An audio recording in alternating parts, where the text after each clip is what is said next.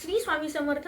दंडवत आणि प्रणाम. मी रेखा जगदंबे. माझ्या यूट्यूब चॅनलमध्ये मी तुमचं अगदी मनापासून स्वागत करते आणि आजचा दिवस तुमचा शुभ जाओ अशी महाराजांच्या चरणी प्रार्थना करते आणि याच्या आपल्या नवीन विषयाला मी सुरुवात करते. मैत्रिणींनो, येणाऱ्या संकष्टीच्या दिवशी आपल्याला म्हणजे आईला काही आपल्या अपत्यासाठी मुलांसाठी काही उपाय करावायचे आहेत, काही सेवा करावायच्या आहेत, तर फक्त आईनेच करायचे का? तर नाही.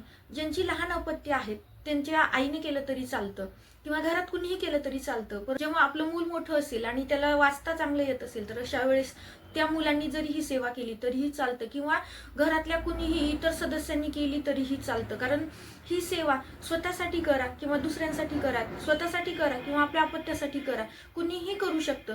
कारण ज्ञानाचा सागर एवढा मोठा आहे की प्रत्येकांना ज्ञानाची गरज असते. मग आता शैक्षणिक दृष्टिकोनातून विचार केला तर आपण आपल्या मुलांसाठी फक्त त्यांच्या शैक्षणिक इयर पुरता किंवा शैक्षणिक वर्षापुरता विचार करतो किंवा त्याला चांगली शैक्षणिक कार्यामध्ये त्याला चांगलं उत्तुंग यश मिळावं या दृष्टिकोनातून आपण विचार करत असतो. परंतु प्रत्येकाला ज्ञानाची आवश्यकता असते.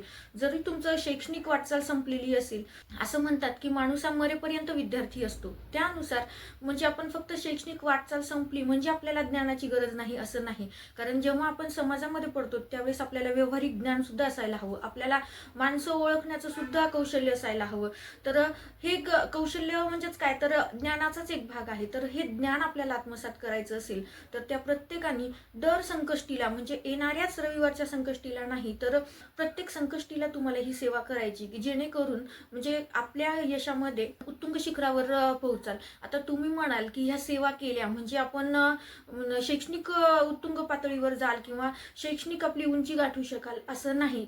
शेवटी कष्ट करणं अनिवार्य आहे, प्रत्येकाला कष्ट करावेच लागतात.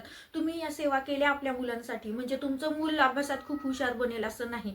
फक्त आपलं मूल एक पाठी एक वाची व्हावं. त्यामुळं तो जो अभ्यास करतोय, तो जो कष्ट घेतोय, त्या कष्टाला आपल्या अध्यात्माची जर जोड मिळाली तर निश्चित तो यशाची सगळी शिखरं पार करू शकतो. त्यामुळे ह्या अध्यात्माची सुद्धा या सेवेची सुद्धा आपल्याला जोड लागते.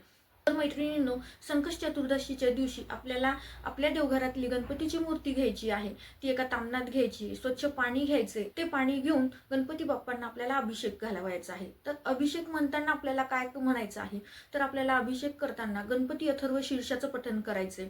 गणपती अथर्व शीर्षाचं पठण तुम्ही एक वेळेस करा तरी चालतं. जर तुम्ही 11 वेळेस गणपती अथर्व शीर्ष म्हणत अभिषेक घातला तर अतिउत्तम. कारण एक वेळेस म्हणण्यापेक्षा जेव्हा आपण 11 आवर्तनं म्हणतो तर त्यामध्ये सकारात्मकता ही 11 पटीनं वाढलेली असते. त्यामुळे जर 11 वेळेस तुम्ही म्हटलं तर अतिउत्तम.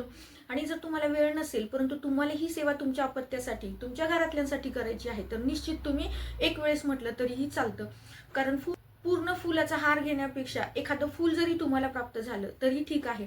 कारण थेंबे थेंबे तळे साचे असं म्हणतात. काहीच न करण्यापेक्षा काहीतरी करणं हे अतिउत्तम.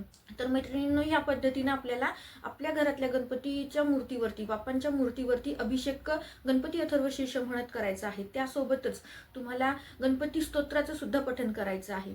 कारण गणपती स्तोत्र आणि गणपती अथर्व शीर्ष जे विद्यार्थी जे व्यक्ती म्हणजे निरंतर म्हणत असतात, दररोज म्हणत असतात, फक्त संकष्ट चतुर्दशीचं काही दिवसांचं औचित्य साधून नाही तर दररोज याचं जे पठण करतात तर त्यांच्या जिभेवरती एक पाठी एक वाची तत्व निर्माण होतं आणि त्यांनी एकदाच काही वाचलं तर ते त्यांच्या कायमस्वरूपी लक्षात राहतं. एखादी गोष्ट एकदा पाठ केली की ती कायमस्वरूपी त्यांच्या लक्षात राहते. त्यामुळं कारण बऱ्याच पालकांचा प्रश्न असतो की माझं लेकरू खूप अभ्यास करते परंतु त्याच्या लक्षातच राहत नाही.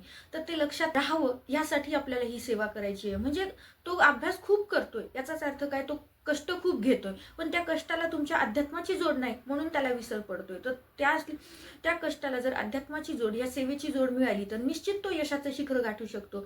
त्यामुळे आपल्याला ही सेवा करायची. गणपती अथर्व शीर्षामध्ये जे आपण शब्द उच्चार करतो त्या शब्द उच्चारामुळे आपल्या शरीरामध्ये काही कंपन झाल्यासारखं जाणवतात. जेव्हा आपण लक्षपूर्वक लक्ष केंद्रित करून जेव्हा या स्तोत्राचं पठण करतो तर त्यावेळेस एखाद्या शब्दावरती जोर देणं, एखादा शब्द हलंत करणं, एखाद्या शब्दापुढे विसर्ग देणं हे जेव्हा उच्चार करत असतो तर निश्चितच तेव्हा आपल्या शरीरामध्ये सुद्धा आपल्या रक्ताभिसरण संस्थेमध्ये सुद्धा काहीशी असे बदल होत असतात. जसं की रामरक्षा या स्तोत्राच्या पठणानं आपले कितीतरी आजार बरे झालेले आहेत. तर म्हणजे बरेचशी अशी संशोधनं झालेली आहे त्याच पद्धतीनं यामध्ये सुद्धा काही जे शब्द असतात, काही जे उच्चार असतात, त्या उच्चारामुळे आपली बौद्धिक क्षमता वाढण्यास आपल्याला मदत होते, आपली स्मरणशक्ती वाढण्यासाठी आपल्याला मदत होते.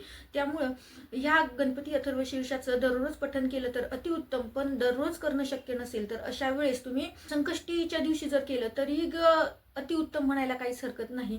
तर हे अभिषेक आपल्याला करून झाल्यानंतर हे पाणी म्हणजे जे अभिषेकाचं पाणी जे असतं, ज्याला आपण तीर्थ असं म्हणतो, ते तीर्थ जर तुम्ही तुमच्या अपत्याला दिलं तर निश्चितच त्याच्या वाचनामध्ये किंवा त्याच्या शैक्षणिक प्रगतीसाठी हे एक टॉनिक बनतं. त्यामुळं या तीर्थामध्ये एक सकारात्मकता आलेली असते. त्यामुळे हे जर तीर्थ घेतलं तर निश्चितच तुमच्या मुलांच्या भविष्यासाठी, तुमच्या मुलाच्या शैक्षणिक वाटचालीसाठी हे अतिउत्तम आपल्याला घरगुती उपाय किंवा घरगुती आध्यात्मिक सेवा करून आपण त्याला एक पाठी एक वाची बनवू शकतो. त्यानंतर एक उपाय आपल्याला संकष्टीच्या दिवशी करायचा आहे. आता ही झाली सेवा, तुम्ही दररोज केली तरी चालते, दररोज शक्य नसेल तर तुम्ही संकष्टीच्या दिवशी केली तरी चालते अभिषेकाची. पण आता जो उपाय सांगते तो उपाय आपल्याला प्रत्येक संकष्टीच्या दिवशी करायचा आहे. तर काय करायचं आहे, त्यासाठी एका प्लेटामध्ये आपल्याला एक खोबऱ्याची वाटी घ्यायची आहे, एक छोटा खोबऱ्याचा तुकडा घ्यायचा आहे आणि त्यावरती आपल्याला कापुराचं ज्वलन करायचंय.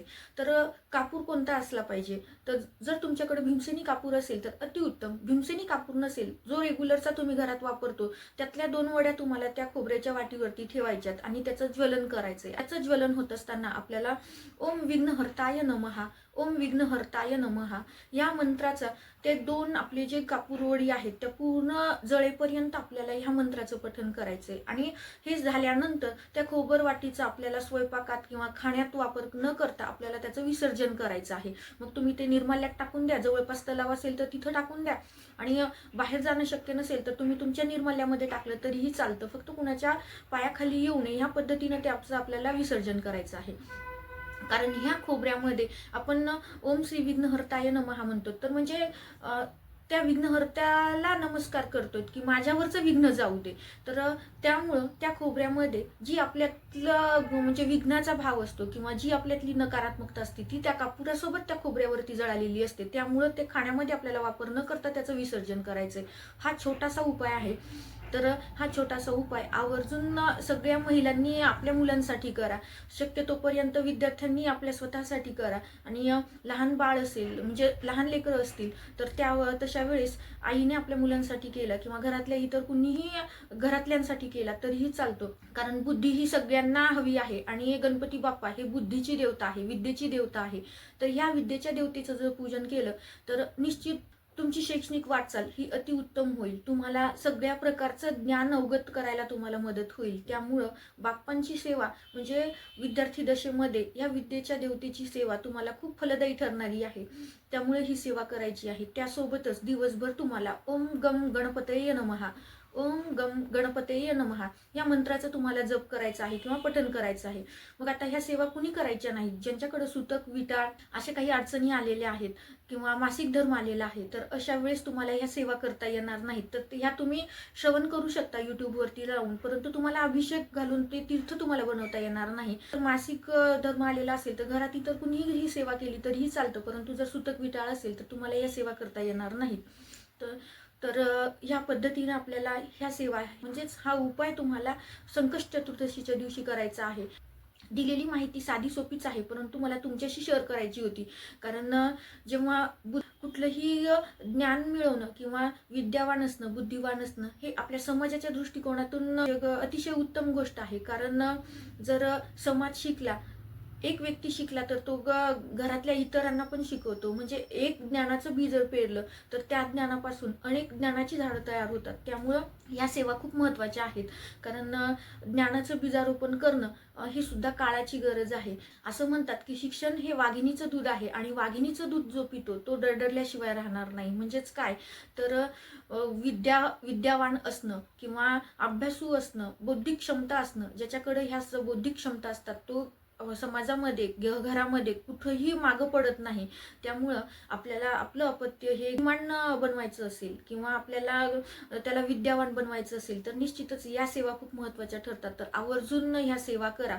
कारण कष्टाला जेव्हा ह्या गोष्टींची म्हणजे अध्यात्माची उपायांची जोड मिळते तर त्यावेळेस निश्चितच तुमचं मूल यशाच्या शिखरावर निश्चित जाणार. त्यामुळे ही माहिती खूप महत्त्वाची आहे जी मला ती तुमच्याशी शेअर करावीशी वाटली. आवडली असेल तर लाईक करा, शेअर करा. आपल्या चॅनलवरती नवीन असाल तर चॅनलला सबस्क्राईब करायला मात्र विसरू नका.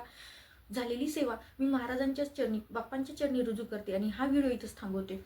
श्री स्वामी समर्थ. दंडवत आणि प्रणाम.